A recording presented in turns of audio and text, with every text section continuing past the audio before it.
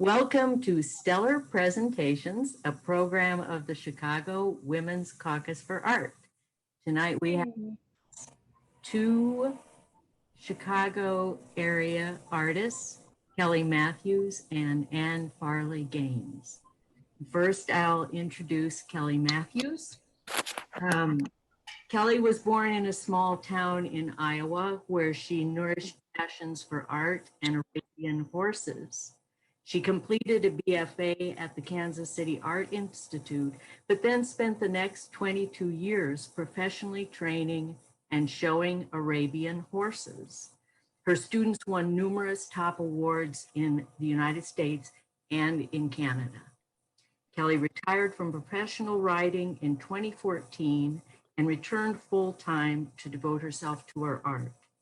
Having a history involving addiction, rehabilitation, recovery, and bipolar disorder has infused Kelly's work with a unique perspective on the world around her. In her words, Kelly states, "My work is a visual reaction to the almost absurd inability to relate to each other simply as human beings. We inherently register race, sex, age, and ethnicity before we delve beneath the surface to the core of who someone is." Kelly works primarily in encaustic and photography. By working with encaustic, she can build many layers, just as there exist many layers in each one of us. As the viewer moves closer to a work of Kelly's, they're able to look deep, seeing the whole picture, just as you must get to know someone deeply on the inside to truly know who they are. Kelly has exhibited extensively in the Chicago area and in Michigan and Virginia as well. Let's welcome Kelly Mathews. Yay. Thank you. Now, let's see. I get to hit share screen. Okay. And you become somebody else. I do. I kind of like that. Yay. Is everybody seeing everything okay? Yeah, photo. Perfect. Well, first of all, I want to take a minute to tell you guys who are not members a little bit about the Chicago Women's Caucus for Arts and what it means to me. The mission of the Women's Caucus for Art is to create community through art, education, and social activism. We are committed to recognizing the contributions of women in the arts, providing women with leadership opportunities and professional development, expanding networking and exhibition opportunities for women, supporting local, national, and global art activism, advocating for equality in the arts for all. I had to be talked into joining the Women's Caucus because I'm sort of pathetic at being a joiner of anything. And I can't tell you how grateful I am for this group. In normal times, it has not only really expanded my exhibit roster with the wonderful shows that they put on and the opportunities that they've given me, but I have met some of the most amazing women that have become some of my closest and best friends. In a time of right now, when we're all feeling so isolated, especially as artists, when we're used to being able to get out and congregate and see work, these meetings, I mean, we're Zooming every other week at least, and showing each other our art, what we're working on, building each other up and supporting each other. And I can't thank you all enough for what you do for me. I encourage everyone to join and or donate to support this organization to keep promoting women in the arts. And with that little stump speech, I will now talk about me. As she said, I grew up in a tiny town in Iowa. My schooling was pretty much focused on academics. So everything that I explored artistically had to be done outside of when I was competing with my horse or doing school. So my background was photography at the area community college and drawing and photography at the Des Moines Arts Center. Despite all of that, I managed to actually get admitted into the Kansas City Art Institute, where I did graduate with a BFA in film and video and a minor in poetry.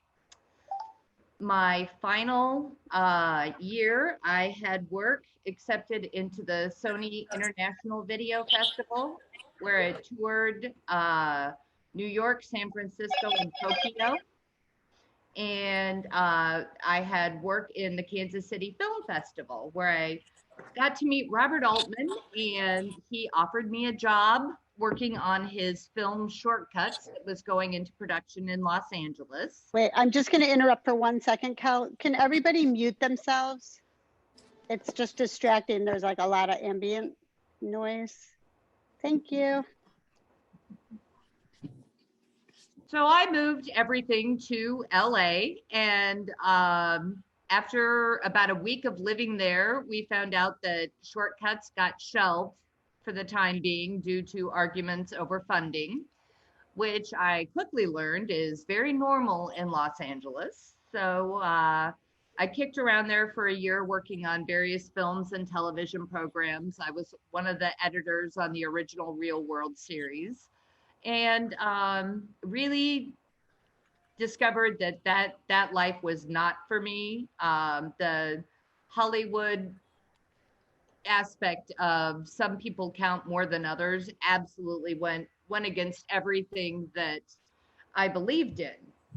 So I moved back to Iowa, where my previous horse trainer was dying of AIDS, took over his barn, and there I went for the next 22 years. When I retired in 2014 from professional competition, I wanted to get back into the arts full time and found out that everything had changed. We no longer submitted through slides, and had to get a crash course in reality and up to speed on everything that was going on. And the first thing that I promised myself was that I was going to learn encaustic painting. I had seen it, knew nothing about it. I just knew that I loved how it looked. So I took a course and off I went and started doing work with my photography.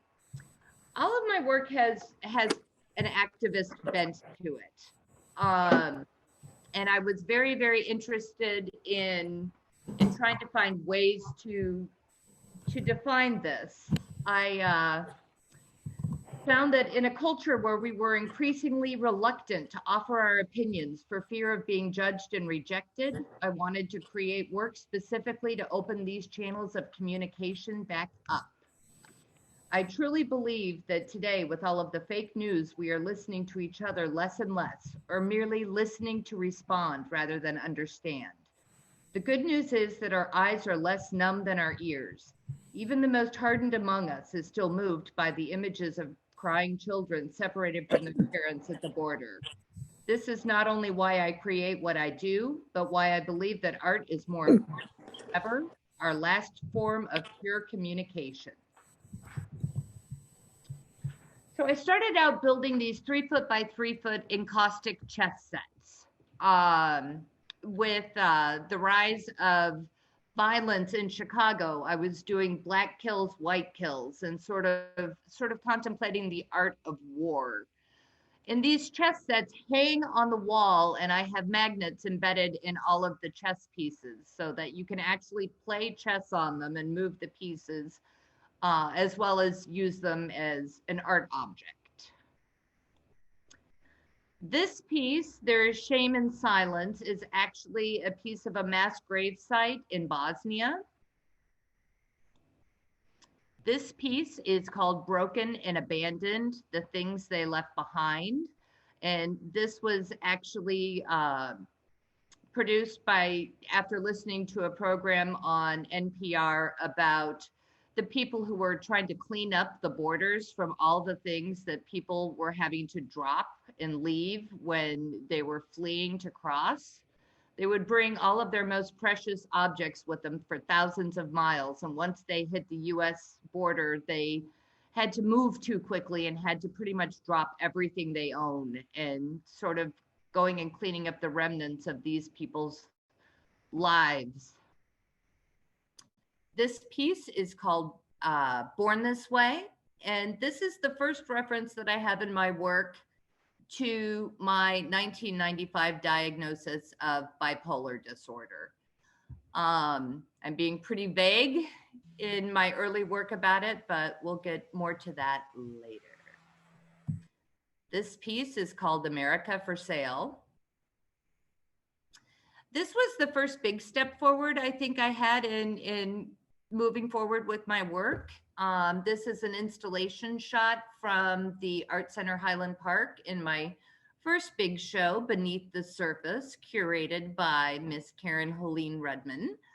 It was my first big opportunity to show my work to the public. And this is the centerpiece. It's called The Disintegration of American Empathy. And that is the Declaration of Independence in the background. I am everyone. I am anyone. This piece is called This Land Was Made for You and Me, with a question mark. And this is in direct response to the 2016 election. The top one is This Land Is Your Land, and the bottom one is This Land Is My Land.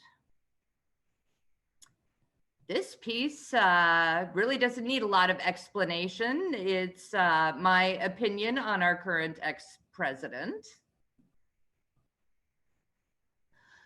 This piece, I was asked to be included in an exhibition at the Evanston Art Center on women's health in America.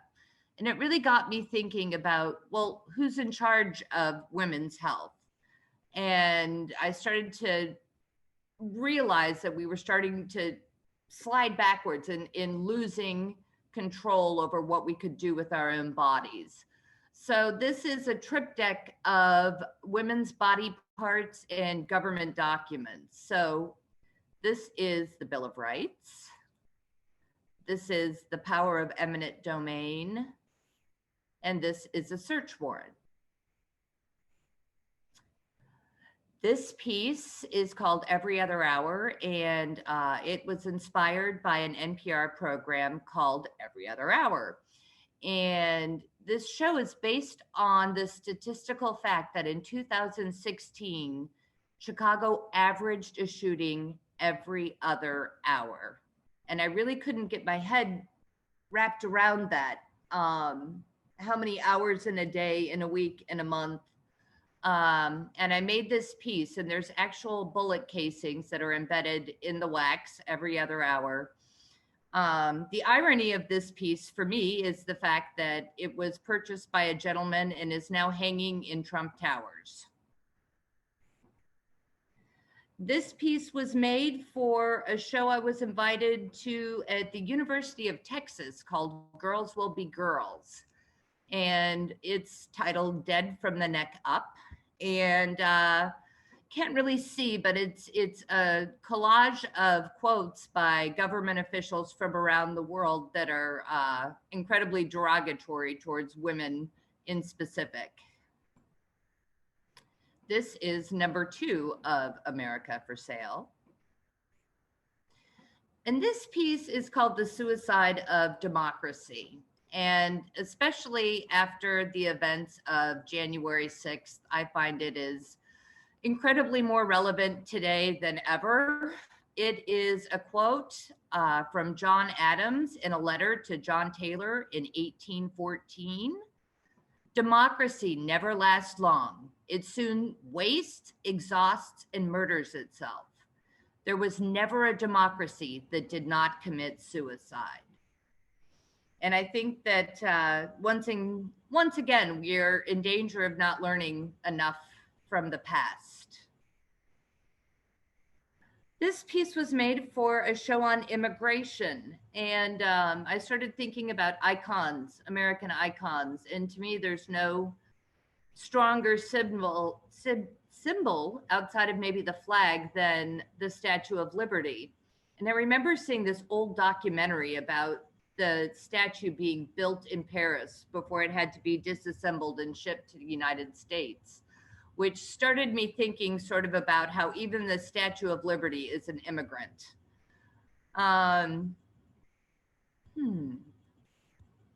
And this is a piece that I did in reference to my time in rehab and addiction. These are actual pills that are embedded in the wax. If I told you these were oxycodone, would you destroy my art to take them? And it's kind of a fun experiment when I put this piece up, because every artist is like, God, no. And every addict I know is like, hell yes. So this is a picture of me in the Disintegration of American Empathy at the Zola Lieberman Gallery. And this was for the Ryan Lick-Seng Bipolar Foundation, where this piece was honored with a Purchase Award grant. And it was my first national exhibition that I had gotten a grant, my first grant ever. And super exciting because Chihuly has a piece right next to it. And Chihuly also has bipolar disorder. So my piece was hanging next to a Chihuly, and that is like a life win for me. So you can see from these works that I'm really struggling to figure out who I am and my place in the world without actually biting the bullet and publicly acknowledging my struggle with mental illness. I was slowly realizing that I was being ruled by my fears. Fear of the stigma, fear of rejection, and fear of not being taken seriously. I knew that until I found a way to move past these fears and sort of bare my soul, I was never going to really move forward as an artist. So working with my art coach and mentor, Sergio Gomez, I created Project Resist Fear, which debuted at the Zuby Art Center in Bridgeview. Project Resist Fear. Phase 1. Our fears are our greatest obstacles in life. In a time when we are increasingly being controlled by them, politically, socially, and personally, I have created this project with the hope of helping us acknowledge and deal with our fears. I have created numerous panels of various sizes, and I invited everyone to write down all of their fears and then figuratively, metaphorically, and literally walk away from them. When every inch of these panels is covered, I will then bury our fears under a thick layer of black wax. The words resist fear will then be scraped back to show a small portion of our fears. The goal is to create a room full of resist fear panels. This will be done so that future viewers of this piece will know that they are not alone in their fight to resist their fears. So when I started this piece, I really thought that the strength of this piece was going to be sort of the purging of your fears and the ability to just sort of write them down, get them out, and try and walk away from them.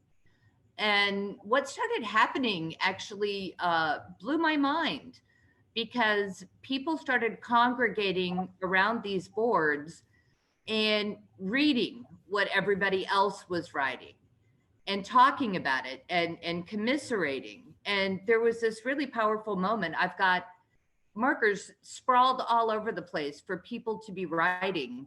And instead, they're passing the marker and going up and writing one at a time and reading what each other have written and being, oh yeah, me too, definitely.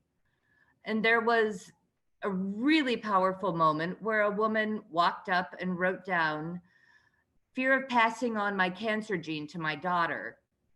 And she stepped back and she was getting teary, and another woman went up and put her arm around her and gave her a hug. And I knew at that moment that I'd sort of created something that was much bigger than me and sort of irrelevant to me as a person. So I entered this project in Art Prize, which is a 2-week-long art festival in Grand Rapids, Michigan.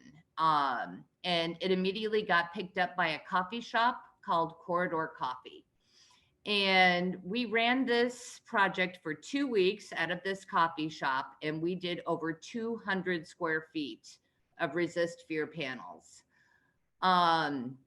A moment I really remember from it, there was a woman who was a businesswoman sitting at one of the tables with her coffee, working on her laptop.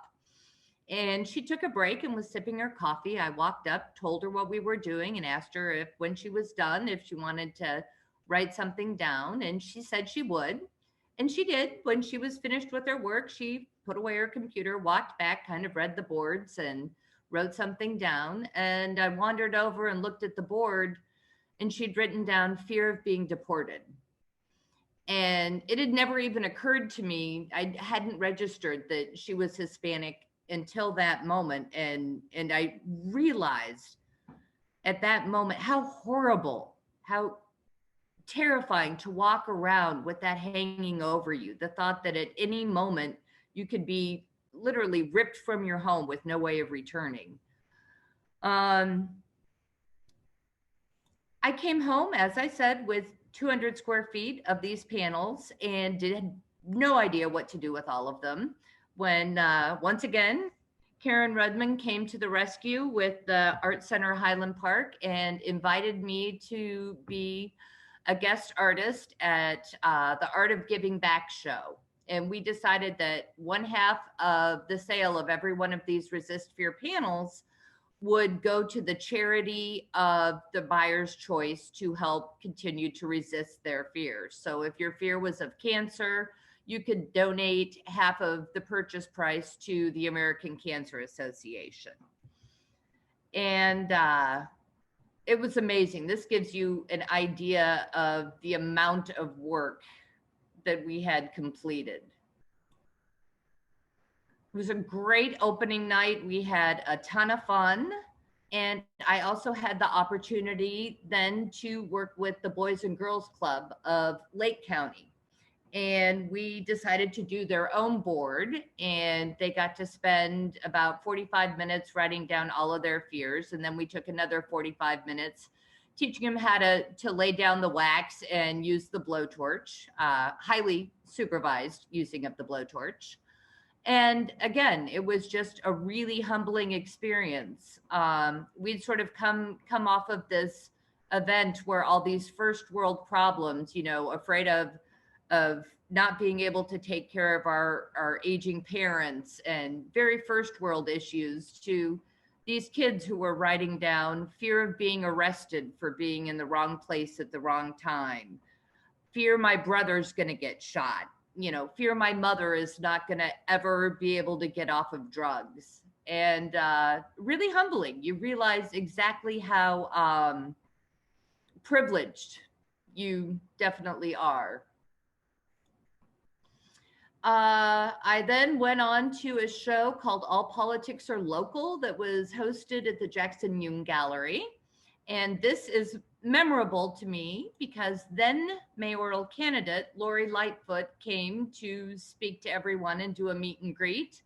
And she did her whole speech right in front of my work. And it is a personal life high. The photos are terrible, and I don't even care. I will be able to cherish them forever. So to date, my biggest accomplishment professionally was having 2 pieces accepted into the National Women's Caucus for the Arts show last February. And this was one piece that you've seen. And this is the second piece. And this is called Self-Portrait of a Bipolar Artist. So as you can see, I finally fulfilled my Resist Fear pledge and am biting the bullet and really starting to express myself about my personal challenge and journey with mental illness. The reception of this piece at the opening and of everyone who viewed it and talked to me about it was so affirming that I knew I needed to go forth and start work on a whole series.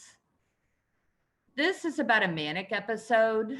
It's sort of about the gathering of a storm when you know it's coming and your skin's getting tingly and You're feeling everything tense.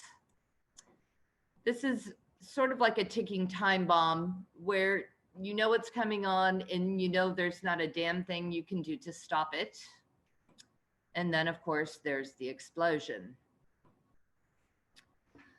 So in going forward with this series, we're calling it Being Bipolar in a Polarized World. How do I define what being bipolar feels like? Can I tell when an episode is coming on? Have I developed coping mechanisms to deal with them? These are the questions I routinely get when I tell my friends about my illness. I've never really been sure what to say. You see, this is and has always been my normal. I can't even begin to imagine what your normal is to compare it to. This exhibit is my attempt to answer these questions in the language I know best. So I started working with the photographer Michael Caucus from here in Chicago. He is amazing. And we did a layout for these large photos to embed in the wax. And so here are the starting 5 panels, and this is the text behind it. Memories slither over my skin like ice, freezing me so that I fear I might shatter. My mind shatters, splatters, disintegrates, and pulls back together. Explosions of color and chaos. I yearn for the peace of black and white. These next 3 pieces are some 11 by 14 mock-ups that I have for the next large panel series that I'm working on. I can always tell it's coming from my dreams. Disjointed, frantic, escalating, leaving me more exhausted than before I went to sleep. This piece is not encaustic. This piece is actually acrylic and plaster casting on canvas with wiring and iron rods, and it is called Wired. And it is in honor of all of those people that are currently locked behind bars in our penal system because we have downfunded and closed all of our mental health facilities. So they are now being treated as prisoners instead of patients. And as I kept studying more and more the statistics about this, I was getting more upset. And so here's where I go full circle back to my video roots. And I'm going to show you a short 2-minute video that I put together. And I am going to warn you, it is very disturbing.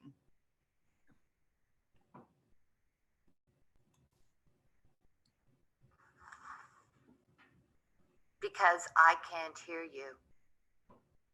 When I'm having an episode, I cannot hear you. I cannot drop what is in my hand because I am not aware that I have hands. How can someone without a body get down on the ground? Please do not yell and threaten me. All I hear is my howling demons closing in on me. Of course I will run and fight, for you are not really you, and I am definitely not really me.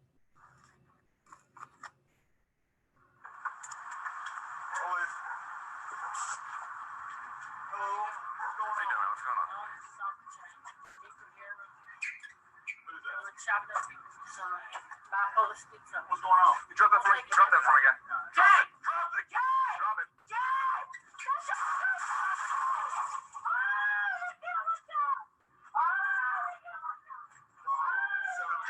Shots fired. Cover code 3. Drop that. Drop it. Drop it. Put it down.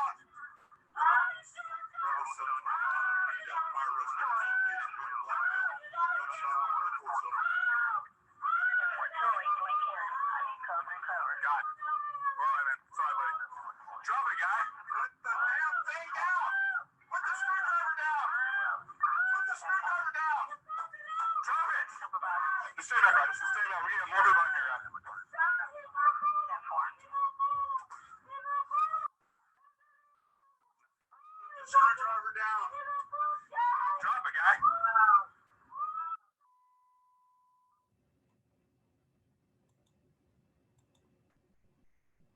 And that is it.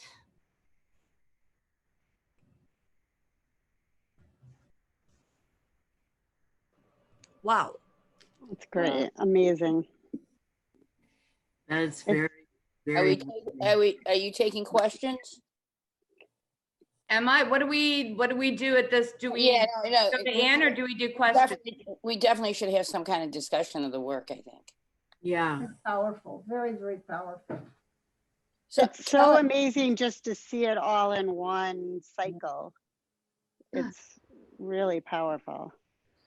So Kelly, how did you become political from your background? Because you had a background of, raising horses in Iowa. It's not exactly the formula for political activism, but how did you become political? Two things happened.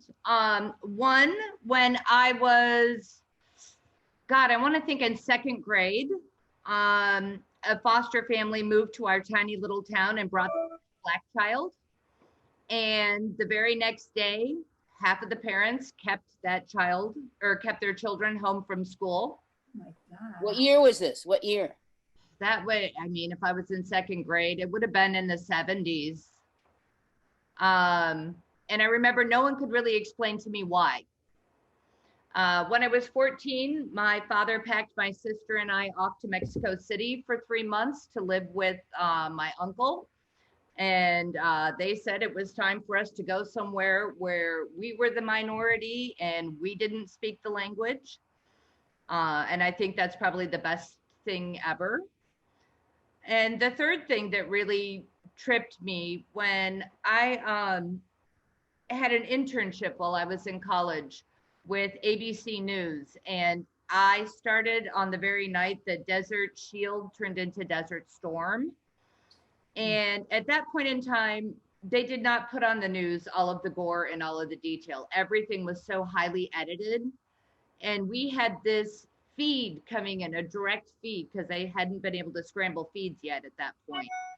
Coming in, so we were seeing everything that was really happening, and then we were seeing everything that was sanitized to get put on the news. And so the amount of information that the public did not have access to, how bad it was, the bodies blown to bits, that, the general public didn't know that was happening at that time. There were no cell phones.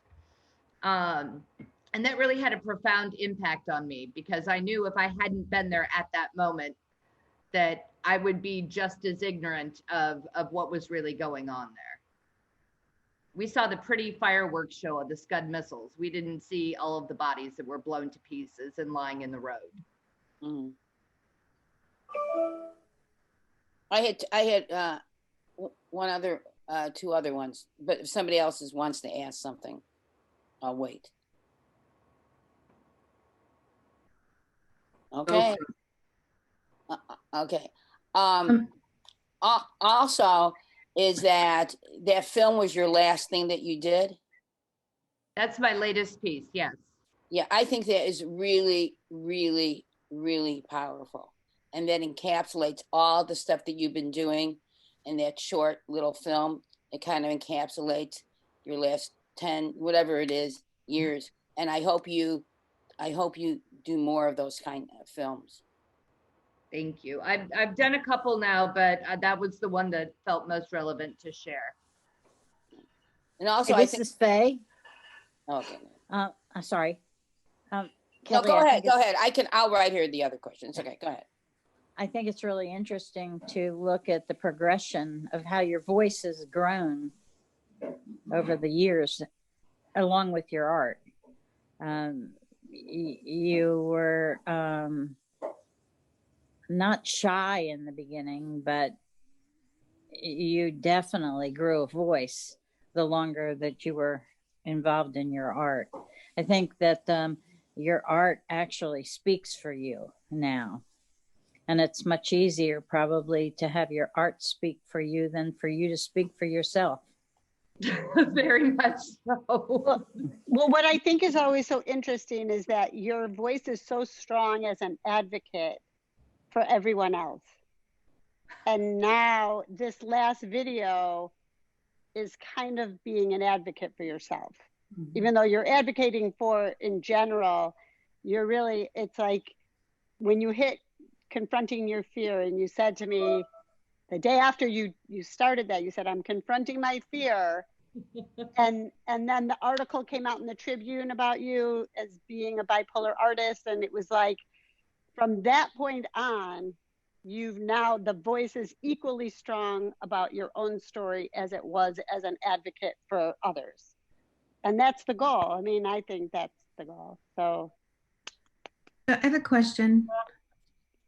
Oh, unless, did you want to comment on Nope. her? Done. Okay. So I have two questions. The canvas that you had that was with the pipe frame and the rings. Yeah. How big is that? That it's like 5 foot by 6 foot. Okay, it's huge then. It is. It's big. And ungainly. And what kind of wire did you use to attach it? I mean, was that like cable? It's a very thick, kind of rusty, filthy piece of wire that I found buried in the hardware store. And I just sort of poked holes in the canvas and started stitching. Okay, good. And then I wanted to comment on your fear about coming out, I guess, as a bipolar artist. Was it that you were afraid that people would judge you or be afraid of you, or were you afraid to become I have to be strong for other bipolar people if I come out and as an artist and being bipolar, and now I have to be the symbol for others? I mean, yes, it is. I don't want to be anybody's poster child. I'm big of a train wreck for that. But that's not really the overwhelming fear. Is I don't want anybody to be afraid of me, or that I'm great on medication. I have been on it for a long time. Most people who have known me for a while know that, no, I don't go off the deep end. No, I'm not going to murder your dog. People hear you have mental illness and they sort of think that you could go like psycho on them at some point. You don't want to be looked at like that. Nobody wants to be looked at like that. So you were afraid of that judgment? Yes. Okay. And so I think that you putting yourself out there and saying this is what it feels like and is a great window for people who don't understand what it feels like. I mean, I'm enlightened by your work on that subject specifically. I mean, we all saw Shameless, so we kind of get an idea, or most people, what bipolar is like in real life. Maybe that's an extreme, but, but that really how it makes you feel inside to see that was really beautiful and very moving. But I do also feel like you would have some sort of poster child responsibility being like other people, especially young people. I'm 46, but I know young people who have bipolar and are very creative and have, spurts of this, uncontrollable creativity, and then they don't know how to handle it. So seeing someone successful and, being able to get through things, that is kind of your, once you put yourself out there as that, I don't know, maybe you do have that responsibility. And I'm sure I do. And all I can say to anyone is, yes, stay on your meds, work with your doctors. It gets better. It becomes more of a blessing than a curse as time goes on. And I honestly am probably one of the happiest people I know. Oh, cool. So that's what I get to share with them. So and that Kelly, being said, what I think too is that what I thought is when you started this video, I was thinking about those various episodes of young people who, like when you showed that particular young man with the screwdriver. I mean, when they put that on the news, I was like shrieking, saying, why is there why is there only a police officer? That's right. Why is there not someone who's been trained to listen, to de-escalate, to hear what the mother is saying, to hear and try to respond? And I was wondering if maybe your video could even be used as a training video because of the fact that you're speaking from the inside. You're saying, I can't hear you. I don't know what you're saying. I don't even know what I have in my hand. You know, you're trying to let people into your world, into what, you know, what's going on. And then with that young man, it's horrific. It's just horrific. And there are so many cases like this. We watch our children, we watch people, our neighbors being killed because the first response, the only response that someone has is that we have to call the cops. There's nobody else. And like you said, the funding for healthcare has gone on the wayside. It's back to being ruled by our fears again. Yeah. Can I say something to that, to Sue's point? All these people yapping about defunding the police. Excuse me, they need more funding. They need funding for psychiatrists, psychologists, whatever. Because I mean, this is, you know, whoever came up with the phrase funding made a problem. It's about reallocating funds to include. I mean, the movement. I pay a lot of attention to it. It's about reallocating funds, not defunding. And if it's done correctly, it is so that on calls like that, you send one police officer and one social worker to the call instead of two police officers. Right. It's almost, you start splitting the team down. I mean, police officers don't want to be dealing with that any more than, you know, absolutely don't want them to. They know they're not equipped. Yeah, they're not equipped to do that. Kelly, it's a very big discussion. We should do something about it. Yeah, let's talk about art. That was wonderful, Kelly. Thank you so much.